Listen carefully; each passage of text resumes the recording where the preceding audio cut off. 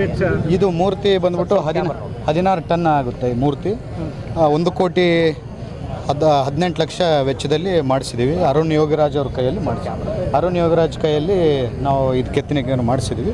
ಇವತ್ತು ಶಾಸ್ತ್ರೋಕ್ತವಾಗಿ ಎಲ್ಲ ಪೂಜೆಯನ್ನು ಮಾಡಿಕೊಂಡು ಸ್ಥಾಪನೆಯನ್ನು ಮಾಡಿದ್ದೀವಿ.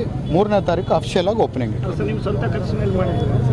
ಸ್ವಂತ ಖರ್ಚು, ಸರ್ಕಾರದ ಖರ್ಚು, ಜನರ ದುಡ್ಡು ಎಲ್ಲ ಒಳ್ಳೆ ಕಾರ್ಯಕ್ಕೆ ಯಾವ ದುಡ್ಡು ಉಪಯೋಗಿಸಿ ಮಾಡಿರ್ತೀವಿ.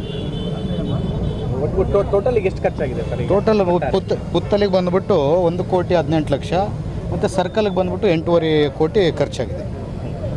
ಎಲ್ಲ ಹೊಸದಕ್ಕೆ. ವಿಶೇಷ ಹೀಗೆ ಹೇಳ್ಬಿಟ್ರೆ ನಿಮಗೆ ಅವತ್ತಿಗೆ ಎಕ್ಸೈಟ್ಮೆಂಟ್ ಇರಲ್ಲ. ಇವತ್ತು ಟ್ರೈಲರ್ ನೋಡಿದಿರಿ. ಸಿನಿಮಾ ಜನವರಿ 3ನೇ ತಾರೀಕು ಸಾಯಂಕಾಲ 6ವರೆಗೆ ತೋರಿಸ್ತೀವಿ. ಇಲ್ಲ ಸರ್, ಅಂದರೆ ಮೂರ್ತಿ ಯಾರು ಕೆತ್ತನೆ ಮಾಡಿದ್ದಾರೆ ಮತ್ತು ಯಾರು? ಅರುಣ್ ಯೋಗಿರಾಜ್ ಅವರು ಕೆತ್ತನಿಕೆ ಮಾಡಿದ್ದಾರೆ.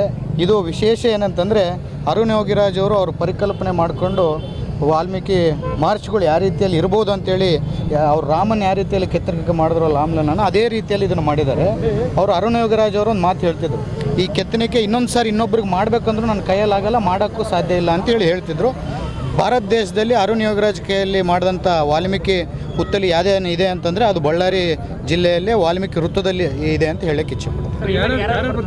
ಈವೆಂಟ್ಗೆ ನಮ್ಮ ಜಮೀರ್ ಅಹಮದ್ ಖಾನ್ ಅವರು, ನಾಸಿರ್ ಹುಸೇನ್ ಅವರು, ಸತೀಶ್ ಅಣ್ಣ ಜಾರಕಿಹೊಳಿ ಅವರು, ರಾಜಣ್ಣವರು, ರಘುಮೂರ್ತಿ ಅವರು, ನಾಗೇಂದ್ರಣ್ಣವರು, ಗಣೇಶ್ ಅವರು, BM ನಾಗರಾಜ್ ಅವರು, ಅನಿಲ್ ಚಿಕ್ಕಮಾದು ಅವರು, ಇವರೆಲ್ಲ ನಮ್ಮ ಹಲವಾರು ವಾಲ್ಮೀಕಿ ಸಮಾಜಕ್ಕೆ ಸೇರಿದಂಥ ಶಾಸಕರೆಲ್ಲರೂ ಬರ್ತಿದ್ರು. ಬಳ್ಳಾರಿಯ ನಿರಂತರ ಸುದ್ದಿಗಾಗಿ ಬಳ್ಳಾರಿ ಬೆಳಗಾಯಿತು ಚಾನೆಲ್ನ ಸಬ್ಸ್ಕ್ರೈಬ್ ಮಾಡಿ ಹಾಗೂ ಬೆಲ್ ಐಕಾನ್ ಒತ್ತಿ.